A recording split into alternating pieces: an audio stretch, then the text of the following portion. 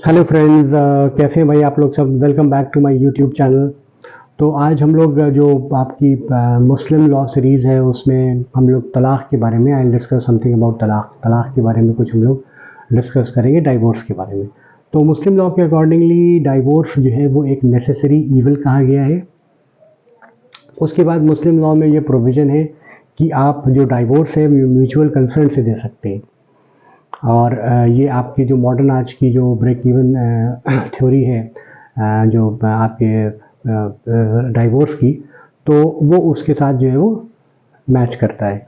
जो आपकी breakdown theory है डाइवोर्स की, जो प्रेजेंट डे में है, वो मैच करता है इस्लाम भी, क्योंकि ये कहता है कि भाई म्यूचुअल कंसर्न के साथ जो है वो डाइवोर्स दे दिया जाए, ताकि कोर्ट में लिटिगेशन का जो प्रोसेस है वो कम किया जा सके और कोर्ट में जाने की ज़रूरत ना पड़े।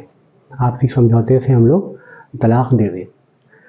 फिर तलाक़ के लिए जो प्रोविज़न है वो मेल और फीमेल दोनों ले सकते हैं। जो मेल के लिए प्रोविज़न है वो ये है कि भाई वो साउंड माइंड का होना चाहिए और वो प्यूबर्टी अटेन कर लेनी चाहिए उसको, यानी कि वो मानसिक संतुलन जो है वो उसका वो ठीक हो और वो प्यूबर्टी जो है वो अटेन कर ले, यानी कि मेजॉरिटी एज में आ जाए। इस्लाम के अकॉर्डिंगली, मुस्लिम लॉ के अकॉर्डिंगली, अगर कोई लड़का 10 साल का है तो वो बालिग है और वो डाइवोर्स जो है वो दे सकता है।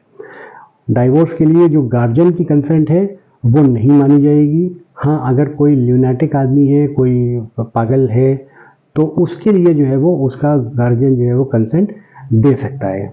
अगर गार्जियन ने कंसेंट नहीं दिया है तो कोई काजी या कोई जज जो है वो भी कंसेंट दे सकता है और उससे तलाक जो है वो हो सकता है। ठीक है। उसके बाद तलाक के लिए एक जो आपका मुस्लिम लॉ है उसमें जो हनफी लॉ है, इस जो सुन्नी लॉ है, वो ये कहता है कि तलाक जो है वो आपका शादी जो बीवी की, वाइफ की गैर मौजूदगी में, एब्सेंस में भी दिया जा सकता है। जो उसकी तलाक का जो जो जो काम में आएगा, जो इन इफेक्ट आएगा, वो तब से आएगा जब उसकी वाइफ को जो है वो, या उसकी बीवी को पता चलेगा, उसकी पत्नी को पता चलेगा कि हाँ भाई उसने आदमी ने तलाक दे दिया है। अगर तलाक जो है वो कोई ल्यूनेटिक आदमी दे रहा है, अनसाउंड माइंड का दे रहा है, तो वो तलाक नहीं समझा जाएगा। हाँ, अगर वो पागलपन के जो दौरों के बीच में जब वो मेंटली बिल्कुल दिमागी संतुलन उसका बिल्कुल ठीक हो जाता है, तब वो तलाक जो है वो दे सकता है। फिर उसके बाद तलाक अगर आपको किसी कोई ज़ोर ज़बरदस्ती, कोई थ्रेट, कोई वायलेंस, उसके इन्फ्लुएंस में वो तलाक नहीं माना जाएगा। जबकि अगर मिस्टेकन बिलीफ है तो वो तलाक आपका माना जाएगा। उसके अलावा आपकी अगर स्लिप ऑफ टंग है, ज़बान आपकी फिसल गई और आपने तलाक कह दिया, तो वो माना जाएगा कि ये तलाक है। हालांकि जो शिया लॉ है उसके अकॉर्डिंगली इंटेंशन जो है वो ज़रूरी है। तो ये थोड़ा सा डिफरेंस है जो शिया लॉ और सुन्नी लॉ में है, कि वहाँ पे इंटेंशन जो है वो ज़रूरी है। जबकि यहाँ पे जो सुन्नी लॉ है उसमें कहते हैं भाई अगर मिस्टेकन बिलीफ है या ज़बान आपकी फिसल गई तो आपका तलाक जो है वो वैलिड होगा, माना जाएगा।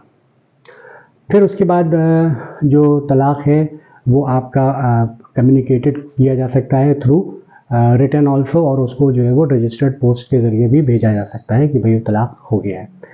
तो उसके बाद फिर और जो प्रोविजंस हैं वो ये हैं कि तलाक जो है वो आपका अगर देखा जाए, कोई अगर डम्प पर्सन है, कोई गूंगा है, तो वो भी तलाक दे सकता है। हाँ, उसके लिए जो है वो उसके इशारे जो हैं वो ये बताएंगे कि भाई उसने तलाक दे दिया है, या वो रिटर्न जो है वो आपका स्टेटमेंट रिटर्न डॉक्यूमेंट में देगा और उसमें 2 गवाहों की ज़रूरत होगी।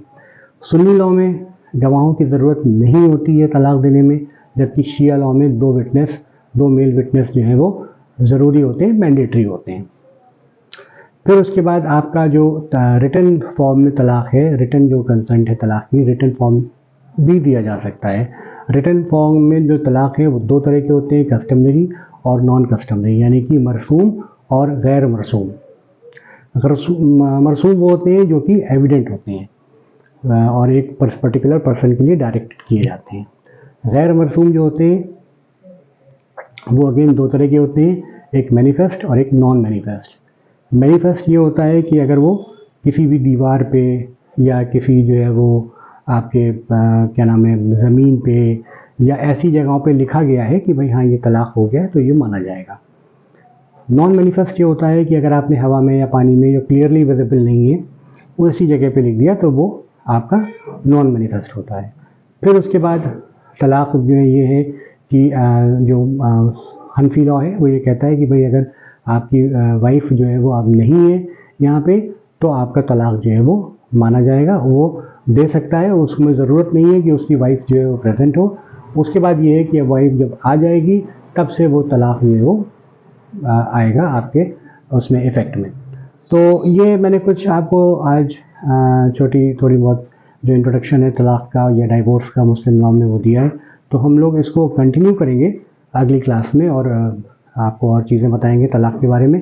तो मुझे उम्मीद है कि आपको ये वीडियो पसंद आया होगा। In case if you have like this video then please share this video और अपने दोस्तों के साथ इसको शेयर करें और सब्सक्राइब करें मेरे चैनल को।